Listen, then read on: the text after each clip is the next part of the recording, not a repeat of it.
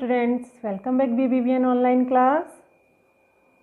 कैसे हो बच्चों आप? आशा करती हूँ सब अच्छे होंगे, स्वस्थ होंगे, मस्त होंगे। ठीक है, तो बच्चों स्पेशली जो 4th क्लास के बच्चे हैं उनकी पीड़ा को मैं समझ रही हूँ, महसूस कर पा रही हूँ बच्चों कि आपको थोड़ा समझने में असहजता हो रही है, थोड़ी दिक्कत हो रही है, क्योंकि आप छोटे बच्चे हैं। अभी अभी आपको संस्कृत जो विषय है ये मिला है। बाकी के जो विषय हैं आप बचपन से पढ़ते आ रहे हैं नर्सरी क्लास से, लेकिन जो आपका जो संस्कृत विषय है वो भी आपने देखा है और अभी आपको पढ़ने को मिला है। ठीक है बच्चों, तो आप पहली बात आपको ये बता देती हूँ मैं बच्चों कि आपको चिंता करने की ज़रूरत नहीं है। कोई भी अपने इस दिमाग पे बर्डन लेने की ज़रूरत नहीं है। ये छोटा सा जो दिमाग होता है ना, ये अपना 10 में से 1 भाग होता है ना, तो इस पे आपको नन्हे से दिमाग पे कोई भी प्रेशर लेने की ज़रूरत नहीं है बच्चों। क्यों नहीं लेने की ज़रूरत है? आप प्रेशर लेंगे तो कैसे पढ़ेंगे बताओ? एक तो पहली बात तो हम तो बच्चों आप तक पहुंच नहीं पा रहे हैं और ना आप हम तक पहुंच पा रहे हैं, तो क्या जरिया हुआ पढ़ने का? एकमात्र माध्यम कौन सा है? घर पे अच्छे से टीचर का वीडियो देखने का, है ना, वीडियो देख करके पढ़ने का। तो आपको क्या करना है, जब कुछ भी समझ में नहीं आए कम से कम अच्छे से उस वीडियो को आप सुनो। कितनी बार सुन सकते हो उतनी बार आप सुनो। नहीं समझ में आ रहा है कोई बात नहीं, आप बार बार सुनोगे ना तब आपको समझ में आ जाएगा। देखो आप तो थोड़े तो बड़े हो गए ना, जब बच्चा जन्म लेता है, जब आप छोटे थे, जब आपने जन्म लिया था, जब आपका बर्थ हुआ था, तो सबसे पहले बच्चा क्या है, जन्म लेता है तब वो बोलना थोड़ी ना सीखता है। बोलना आता है क्या उसे? वो तो रोता तो है, ज़रूर रोता है, रोते रोते ही जन्म लेता है, लेकिन उसे बोलना नहीं आता है ना। वो बोलना सीखता है, पढ़ना सीखता है, लिखना सीखता है ना। तो कैसे सीखता है? पता है कैसे सीखता है बच्चा? वो सबसे पहले सबकी बातों को ध्यान से सुनता है। आपने देखा होगा छोटा बच्चा कितने गौर से बातों को सुनता है। अपनी लिपसिंग होती है ना, इनसे वो सीखता है कि ये कैसे हिला रहे हैं, कैसे बोल रहे हैं, बहुत गौर से वो सुनता है बातों को। तो वैसे ही आपको गौर से सुननी है बातें। सबसे पहले वो सुनता है, फिर वो धीरे धीरे माँ पापा, है ना, बोलना शुरू करता है। फिर वो बोलते बोलते फिर बड़ा होता है ना थोड़ा बड़ा होता है, फिर वो पढ़ना शुरू करता है, उसके बाद में लिखना शुरू करता है ना। तो ये 4 चीज़ों से वो गुजरता है ना। ऐसे तुरंत उसको नहीं बोलना आता है ना, इसीलिए आप भी इसकी चिंता मत करो, धीरे धीरे सीख जाओगे, लेकिन उससे पहले आपको सुनना पड़ेगा। तो आप हर वीडियो को अच्छे से सुनोगे, है ना। तो आप कोशिश करो, कोशिश करने के बाद में मुझे पता है आपकी हार नहीं हो सकती है ना, क्योंकि कोशिश करने वालों की कभी हार नहीं होती है। लहरों से डरकर नौका पार नहीं होती है। कोशिश करने वालों की कभी हार नहीं होती है। नन्ही चींटी देखिए ना, नन्ही चींटी जब दाना लेकर चलती है या किसी दीवार पे चढ़ती है तो चढ़ती 100 बार फिसलती है। नन्ही चींटी जब दाना लेकर चलती है, चढ़ती दीवारों पर 100 बार फिसलती है। मन का विश्वास रगों में साहस भरता है। चढ़कर गिरना, गिरकर चढ़ना ना उसे अखरता है। आखिर उसकी मेहनत बेकार नहीं जाती है। कोशिश करने वालों की कभी हार नहीं होती है। नहीं होती है ना? आप भी कोशिश करोगे ना? आपको टेंशन नहीं लेनी है, कुछ नहीं लेना है, बस आपको वीडियो को अच्छे से सुनना है, समझना है। आप भी उस छोटे बच्चे की जैसे सीख जाओगे, ठीक है ना। तो आपको कोशिश करनी है। तो आपको मैंने क्या क्या बताया था वीडियो में? मैं आपको वर्णमाला बताई थी, वर्ण बताए थे, है ना, वर्ण बताए थे। तो क्या होते हैं वर्ण? भाषा की सबसे छोटी से छोटी इकाई जिसके हम टुकड़े नहीं कर सकते, उसे क्या कहते हैं? वर्ण कहते हैं। और वर्ण, बहुत सारे वर्ण होते हैं, बिखरे पड़े हुए होते हैं, जैसे क ख ग घ ए आ ई च ट प, कुछ भी ले लीजिए, क्ष, ये सब बहुत सारे वर्ण हैं। ये बिखरे पड़े हैं, समझ लो, है ना, अलग अलग हैं। जैसे आप छोटे बच्चे हो, आप खेल रहे हो, किसी ग्राउंड में खेल रहे हो, आप बिखरे हुए हो, है ना, सुव्यवस्थित रूप से नहीं हो। आप अच्छे से बेंच पे, मेज पे अच्छे से रो बना के, पंक्तियाँ बना के आप नहीं बैठे हो, नहीं बैठे हो ना। तो आपको कोई एक साथ ऐसे देखेगा तो क्या बोलेगा आपको?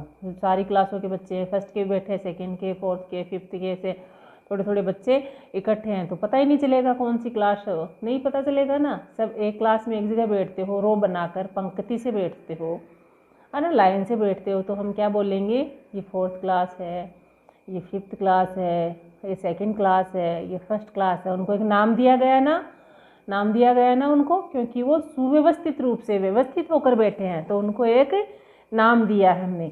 वैसे ही जो वर्ण हैं जो बिखरे पड़े हुए हैं, ऐसे ही वर्ण हैं, उनको पंक्ति में सुव्यवस्थित रूप से अगर लिखते हैं तो उसे क्या कहते हैं, वर्णमाला। यानी किसी भी भाषा के वर्णों का समूह ही क्या होती है, वर्णमाला, या उनको सुव्यवस्थित रूप से लिखना ही क्या होती है, वर्णमाला। देखो हमने पहले सीखा फिर परिभाषा बनाई। मैंने पहले परिभाषा नहीं बताई ना आपको, पहले परिभाषा बताने का मतलब आपको रटा दिया। आपको रटाना मेरा मकसद नहीं है बच्चों, आपको रटाना नहीं है, आपको बात को समझाना है। अब मुझे बताइए आपको समझ में आई कि नहीं आई बात, आई ना, वेरी गुड, शाबाश। तो ऐसे ही उनको आपको जैसे क्लास में बिठा देते हैं, आपको जैसे नाम दिया है कि ये 4th क्लास है, ये 5th क्लास है ना, जैसे आपका नाम है अलग अलग बच्चे का जो भी है, तेजस्वीर है ना, ऐसे अलग अलग जो बच्चे का नाम है कोई भी नाम है, राम है, श्याम है, क्लास में जो भी बच्चे हैं सबका एक एक नाम है। वैसे ही इन वर्णों का भी सुव्यवस्थित रूप से एक, जैसे आपका रजिस्टर में अल्फ़ाबेट के हिसाब से नाम चलता है ना, वैसे ही वर्णमाला भी आपकी अल्फ़ाबेट के हिसाब से चलेगी। ठीक है, समझ में आ गई। तो किसी भी भाषा के वर्णों का समूह है क्या कहलाती है, वर्णमाला कहलाती है। और वर्ण किसे कहते हैं बता दिया। भाषा की सबसे छोटी से छोटी इकाई क्या होती है,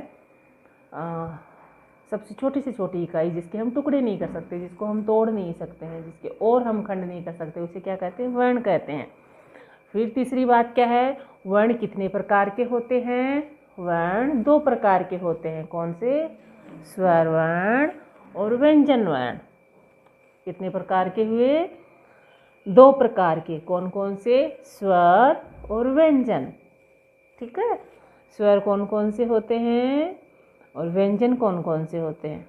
तो स्वर कौन से होते हैं, पहले तो स्वर ध्वनियाँ होती है, स्वर स्वतंत्र ध्वनियाँ होती है जो किसी पर भी बोलने के लिए, उनको उच्चारित करने के लिए किसी की ज़रूरत नहीं होती है, किसी की भी आवश्यकता नहीं होती है हमें उनको बोलने के लिए, वो स्वतंत्र होते हैं।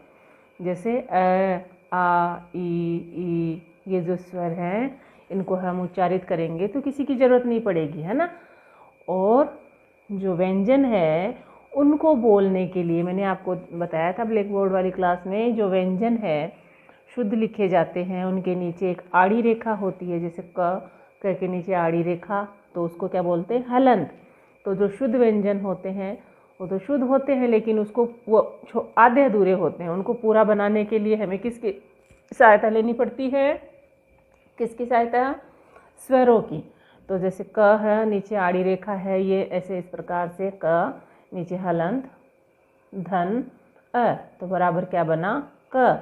इस प्रकार से ये जो व्यंजन है, जो अधूरा जो व्यंजन है, ये किससे पूरा हुआ, स्वर से। स्वरों की सहायता से व्यंजन पूरे होते हैं, ठीक है ना। तो बिना स्वरों के जो व्यंजन होते हैं उनको तो हम क्या कहते हैं, हलंत वर्ण। क्या कहते हैं, बिना स्वरों के व्यंजन को, जिसमें स्वर नहीं मिलाया हुआ है, उसको हम क्या कहते हैं, हलंत वर्ण। और जिसमें स्वर मिलाया हुआ होता है उसको हम क्या कहते हैं, जो स्वर होते हैं, जिस व्यंजन में स्वर मिल जाते हैं उसको क्या कहते हैं, अजंत।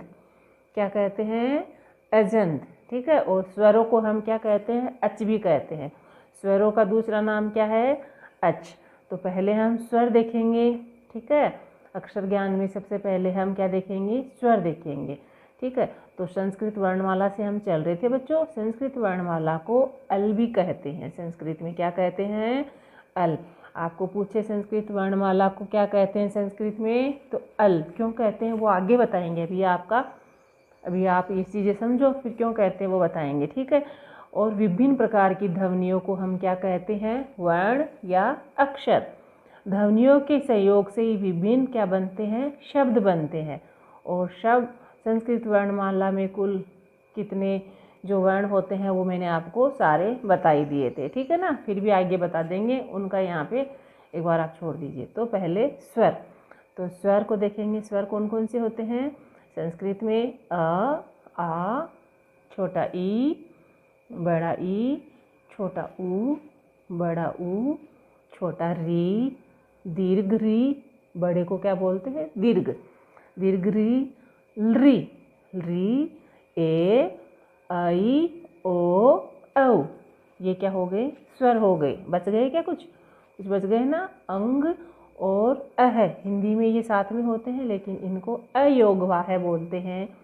इनके ऊपर जो निशान लगे हुए हैं, अंग के ऊपर अंग का चिन्ह जो है, और अह के आगे जो 2 विसर्ग लगे हुए हैं, ये जो हम किसी के भी साथ के बिना हम इनको उच्चारित नहीं कर सकते, इसलिए इनको बोलते हैं अयोगवाह, है ना। तो इनको हम स्वर में नहीं लाते हैं, अयोगवाह में लाते हैं।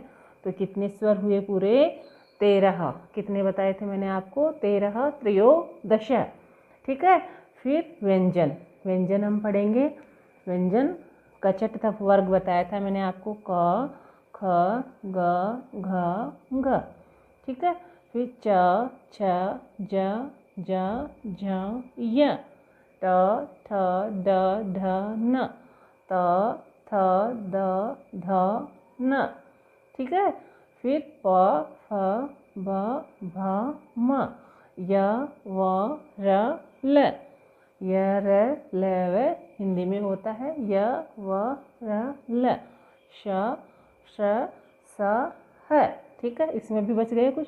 क्ष, त्र, गे, ये संयुक्त वर्ण होते हैं बच्चों, जो और ज़्यादा वर्णों से मिलकर बनते हैं। तो ये भी बताऊंगी। जैसे क्षः किससे मिलकर बना है? क प्लस श से क्षः, त्र, त और र से मिलकर त्र, और ग, ज प्लस य से। तो ये हो गए संयुक्त वर्ण, ठीक है।